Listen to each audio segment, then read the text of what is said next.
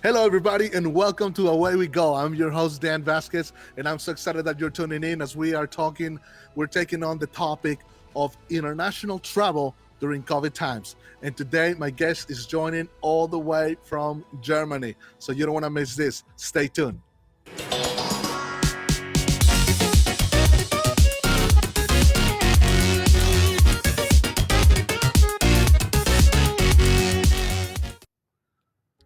Well, hello everybody, and welcome to Away We Go.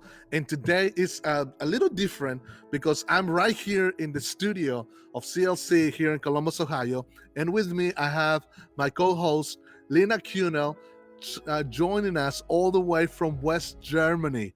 So, Lena, welcome to Away We Go. Thank you. Hello. How are you doing today? Good, you. Good, good. Well, listen, we're missing you out here in the studio. But first of all, you are in a different time zone that we are. What time is it over there in Germany? It's 5 p.m. right now, So so a little it's later.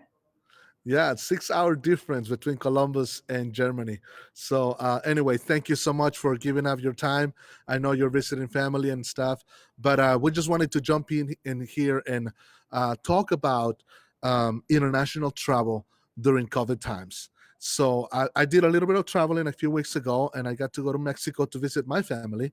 And now it is your turn, and you are in Germany visiting your Yes. family. So let's talk about this. Tell us about your experience. How was it? How different was it for you traveling to Germany, to the Schengen states, and how things went? So, well, I flew from Columbus to Atlanta, right? So that was pretty full. Like, I didn't expect that there were so many people, and especially in Atlanta and the airport, I was a little, oh, everyone's traveling. But then I got on the plane to Germany, and it was empty. Like, there were barely people in there. Yes. Like, Like how as we many talked seats were last open? many. I'm bad at guessing, but like over 100 in a big Oh airport. my goodness! Wow. Yes, and like as we talked last time, almost no one is allowed to enter the European Uh huh. Union. Since I'm a citizen, I'm allowed to. But yeah, not that many people. And it was so different. There was way more attention from like the stewardess or flight attendants Uh huh. on flight because no one was there. Like they had time to. So yeah, it To was really take care different. of you. So certainly, yeah, different. So okay, so some of the friends just said, those airplanes that cross over the ocean, they're normally huge airplane buses, and so you said they were very empty because only citizens or permanent residents of Europe can access the European Union. Yes, that's correct. And like when I got to the German airport, like everyone has to go through customs there, even if they're within the European Union, because they're gonna check if you are allowed to enter, first of all, and then also if you have a negative COVID test. So you had to present a negative COVID test Yes, I as did. well. Like Okay, 40, it's not allowed to be older than 48 hours. okay. So yeah, And they where did already you? checked it in Atlanta. Sorry. So if you don't mind me asking, where do you get this test, especially the traveling test, or are there different types of tests? Like, does any COVID test works for you to travel? Where do you get it? How do you do that? Well, it depends. Like I checked the German website where you can check like all those travel restrictions, and they had a Hmm. complete list of tests and like the name of the test you're allowed to take that they are saying, oh, that's accurate enough.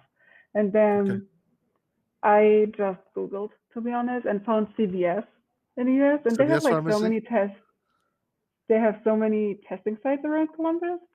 And Okay. then I just made an appointment online and went there the day before I left in the And afternoon. So it would be new enough. I don't know. yeah, so you did that the day before you travel, or 2 days before? One day before, like One day right before the your flight. afternoon before I left. Yes. So this is a new thing that most travelers have to be aware of nowadays.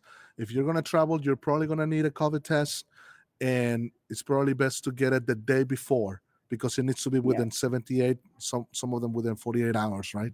yeah. And Like to what get kind of back to test the did you US. take? Hmm. Uh-huh. What kind of test did you Uh, take? Did you take the nasal or the saliva one, or which one? it was the nasal one. Like I didn't have an Uh-huh. option at the Okay. CVS when I went there, but it was all right. It was not too bad. Awesome. So you just did it, you turn it in, and within an hour they gave you your results, and you were able to take that with your passport, and you were able to enter the Schengen states. When I Yes, that's refer right. to the Schengen states as the European Union, but that's another way that are known, Hmm. right? Yeah, So once you get to the airport in Europe, you had to present it to the immigration officer. Okay, that's interesting. That's good. yeah. And And in what about? Germany, the No, go ahead. airport was so empty. Like there were no Really? people. Yeah, nothing. What airport did you flew into? Frankfurt. Oh, so Frankfurt in the southwest Germany. That's awesome. That's awesome. And if I remember correctly, you told me you live on the west side, so you had to drive north to Dresendorf and to Aachen. Yeah, a little bit north, but the most was just west. Okay. Just go west. Okay. Just west. Go west, young man, like the song says. All right, cool. So, so what I'm gathering here is not very different than what I had to experience when I went to Mexico. Now, the difference between Germany and Mexico right now is that Mexico is wide open. So, in some parts of Mexico, especially the south, the peninsula, the Yucatan Peninsula, which includes Playa del Carmen, Cancun, Merida, and all these places, it's completely wide open. Like if the of course they do have regulations. One of the difference that I noticed when I was in the airport was that they were taking the temperature of every passenger as they're walking off the plane, and they're also giving you gel, and you don't have an option to say no. No, you have to put gel in your hands. And and in Mexico, it's something different that I thought was unique, was that they have a mat on the floor that is like with this depth of gel for your shoes, and you have to step on it, and then you're so there is some a line of gel on the floor. It looks like water, but it's all gel. So I don't know why they're doing the shoes. I don't know why, but that's something that Mexico's doing. Did they do that in Germany as well? No, nothing of that. Okay. Like, but when we right before we land in Germany, the Uh-huh. airline, like the flight attendants, gave us masks because we are only allowed to wear medical masks or N95 mask here. Oh wow. Yeah. So you have to know which kind of mask you need. Yes. So And a like, cloth mask wouldn't make it. no, it would not. Oh wow. That's good to know. Yes. That's very good information. Well, in a way, here in a way we go. We've been talking for over a year as far as the experiences traveling and going to different countries. But now you are currently in Germany, and um, so you're telling us, we're talking about the international travel. Tell me a little bit about Germany. How is it like life there now in COVID times? No, it's like in the US, the restaurants are open and like it's more free what you Uh can huh. do. But here, right when I came, they made another lockdown, basically. Oh wow. And with this, well, before the lockdown, barely anything was open, no restaurants, only takeout and delivery. But now also all the stores are closed, like Wow. completely closed. And if the number go like the incident thing goes over a certain number, they have to close, and then they have to wait at least 7 days until they can open again if the number is lower and all that stuff. So basically, nothing is open, no restaurants, no stores, only like grocery stores. And like visiting family, I'm only allowed to visit one person. What? Like it's Like your, one it's person? yeah, it's your household and one person. Oh wow. Yeah, and if you want to go to the hair salon or whatever, they're open, but you need a negative COVID test. So Yeah, basically, everywhere you go, you need to have a COVID negative test.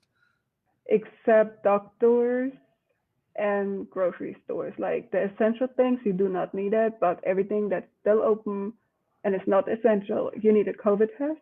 And starting this week, everyone who's completely vaccinated or had COVID and has like a letter from your doctor, Uh-huh. they do not need a COVID test. Wow. So let me ask you something. Are the people in Germany really following through with all of these regulations?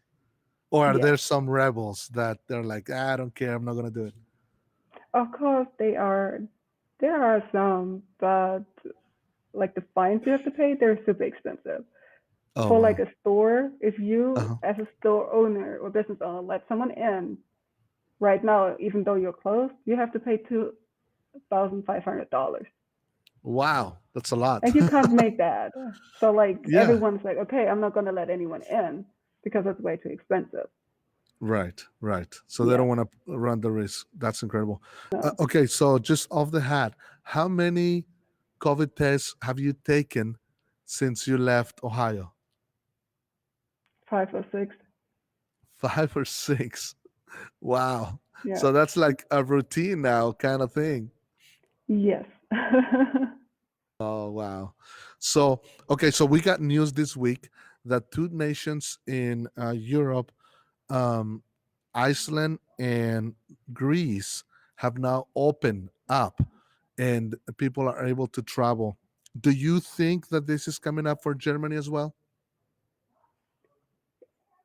It might for vaccinated people. They're like talking about it, but I don't know, honestly. They probably Yeah. will do it at some point, but I don't think in the next weeks.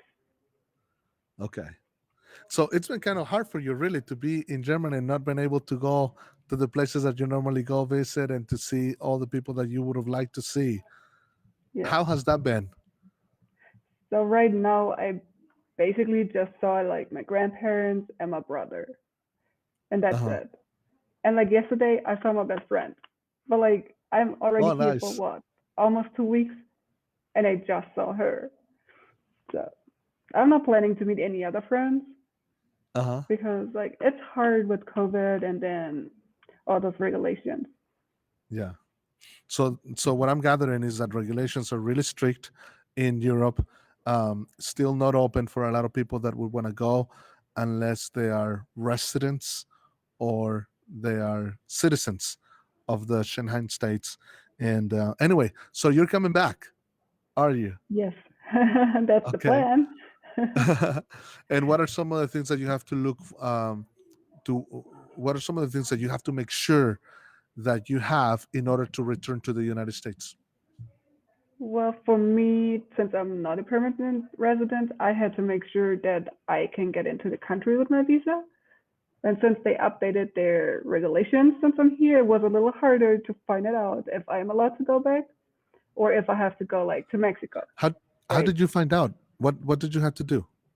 I had to contact the embassy here in Germany, Okay. like the US embassy, but it was a little harder. I called and they gave me a email address. It was the wrong email address. And it took like 3 days to answer me and then I had to they gave me another email address and it's like the whole thing. Uh-huh. But yeah, and then I also need like a COVID test before I Okay. enter the US. So yeah, Wow. So you're not done with COVID test anytime soon. I'm not. So you're gonna have to have one before you enter. Well, it was the same thing for me. When I went to Mexico, I was first in Mexico City. Then when I was in Zacatecas, and then I went to the Yucatan Peninsula, then back to Zacatecas, then flew out of Guadalajara to Los Cabos, Cabo San Lucas in the California Peninsula, Baja California Peninsula, and then from there I flew back into the States.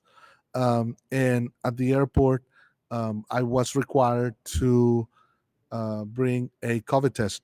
Now, while I was in Mexico, I went to several places that were offering the COVID test, and they weren't sure if that was the COVID test that I needed. So I said, I can't risk missing the flight. So I went straight to the airport, and the airport was offering COVID test, which was about 600 pesos, approximately $30. And they did the rapid COVID test for me coming in from Mexico. They did the nasal test. I took it, and just before I boarded the plane, I had to present it. Well, I had to present it at the counter at the check-in time of the plane, and They also have this new regulation where you have to, on your phone, complete a questionnaire, a health questionnaire, where you are attesting that you have not been contaminated with COVID, that you have not had the symptoms, and that you have not been around people that had it. And then you do fill out some paperwork on your cell phone. You show a QR code, you present the test, and then everything is the same. Your passport, your itinerary confirmation number, and then after, when I got to the gate, before I got on the plane, the flight attendants were checking for the negative COVID test again. So I didn't put it away on my luggage. I had to carry it with me throughout the whole time. And then once I got to the U.S. and I went through customs and immigration, I had to show my COVID test again. So I had to show it at least 3 times for sure.